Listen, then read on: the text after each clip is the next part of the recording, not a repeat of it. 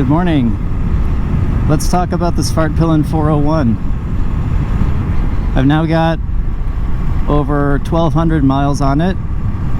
When I first commented on it, I had about, I think, 300 miles. So I'm at 1,200 miles on this bike. I got this bike for urban exploring. That's what they market it as. But really, pounding concrete around Dallas, finding new places of the city. I've only been in Texas for a little over a year, and I'm still new to Dallas, Fort Worth. It's such a large area. So I'm using it to go find new places of the city, and it is perfect for that.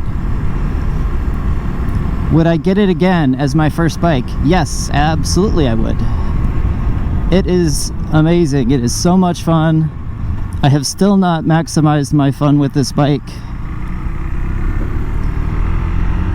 It's got enough power to enjoy yourself. It's really light. It handles extremely well. It's going to take these bumps really, really well. So for getting around the city, riding on some rough roads, gravel, construction areas, dirt roads, some light off-roading, this thing can take it, and it's great. It's so much fun. I like the mirror position. I know people swap them out and don't necessarily like the mirrors that come on the stock Svartpilen 401, but I'm a new rider and I like the high position. Makes it easy for me to see what's going on around me. So I'm actually okay with that. I can't flat foot the bike. Just like I said before, wasn't an issue for me then, and it's certainly not an issue for me now. I really could care less. This is just a really fun motorcycle. And I'm 5'6", so I knew I wasn't going to be able to flat foot it. Both balls of my feet, yes, but I don't do that because it's not a stable position, so I just had to remind myself not to try to flat foot it when I knew I couldn't. Problem solved, and I'm in a really stable place.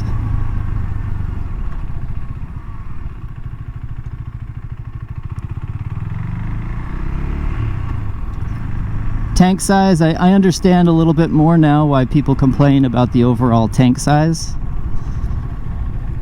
Because you do have to gas up. If you're like me and you're riding between an hour and 2 hours every day, then yeah, tank size is more of a thing to be aware of and be thinking about.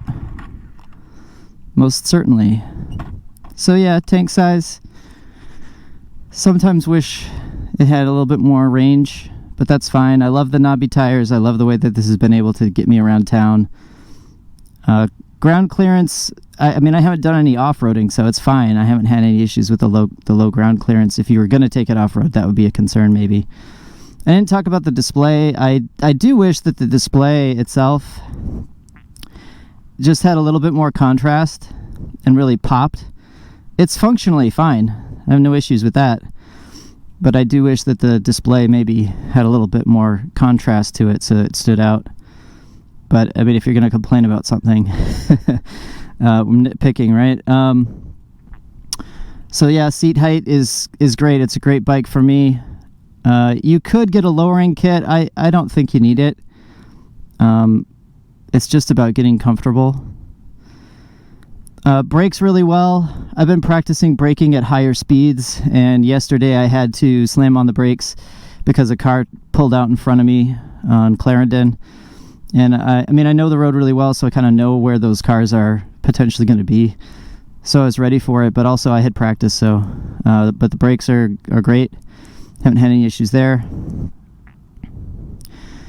I haven't done the Supermoto mode to turn the ABS off, but again, it's a good thing for fun in the future. I'll probably do another review at some point if I ever do that, to let you know how I feel about the off-roading experience. So far, the only thing I did was go on a little bit of loose gravel because of a construction zone, and it was great. This bike handled it really well. You can adjust the suspension. Again, I'm a new rider, so I haven't played around with the suspension. That's going to be sort of advanced level for me. I'm just getting used to the bike, practicing, and making sure I can continue to have a lot of fun. So absolutely, this is a wonderful bike. I'm through the first 600 miles and I had the first service. So now I can really just let it loose too. So I'm at the point now where my practicing has turned into also just practicing extracting power from this bike. The 373cc engine is more than enough for city riding. Obviously, if you're going to go on the highway and speeds of 70, 75, 80, this will certainly do it. It's capable, but it's because it's lightweight, there's no windscreen. It's not designed specifically for that. It can do it, but you will have to deal with more wind gusts. You know, it won't feel as stable as some other motorcycles that are heavier and really geared toward highway riding. But again, it's fully capable of that. But that's not what it's for. For what I need and what I do, riding around in the city, this is the bike for me. So yeah, would I buy it again? Absolutely, and I'm so glad that I got this bike. I thought long and hard about what bike was going to be my first bike, and I was sold on anything less than 250 cc's that I could flat foot, and then I convinced myself that this was going to be a better choice for me because the throttle, you have to be careful, but the throttle is very manageable. It's very responsive, and I really like the way that this picks up speed and the way that the throttle engages. And also just, I think I would have been super bored on anything that was less than 250. So the 373cc Svartpilen 401, really, really good fit for me, and I'm glad I went with this choice. Really happy with it, and there's a lot more fun that I can have with this bike before I'm ready, maybe someday, to trade it in. Although, given how great it is for city streets, I don't see why I would ever trade this bike in. I do have my eyes on what my next bike might be. Right now, I'm sort of obsessed with the Aprilia Tuono 660. I'm looking for something probably that's going to be a middleweight bike, somewhere in the 500 to 750 cc range or something like that. However, the Tuono 660 is really more of an upright rider position, just like this. I love this upright rider position for being in the city.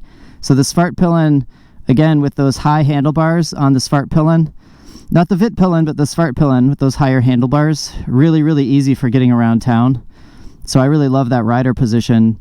The Aprilia Tuono 660 has a similarly upright, more upright than the sport bikes.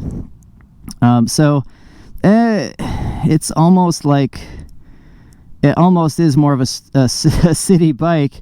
I know it sounds weird, but the Aprilia Tuono 660, being a more upright rider position, its range is similar too, so I suppose I could trade this in for something like that, but I would miss this bike, and that's the thing for me. I would miss it, so probably not going to do that. But I'm thinking about what my next bike would be, because I do realize that if I was going to go from like Dallas to Austin or down to Houston or San Antonio or whatever, take some road trips, head up north, whatever, I'd probably want a different bike. So what would that bike be? That's what I'm thinking about. But I'm not in any hurry.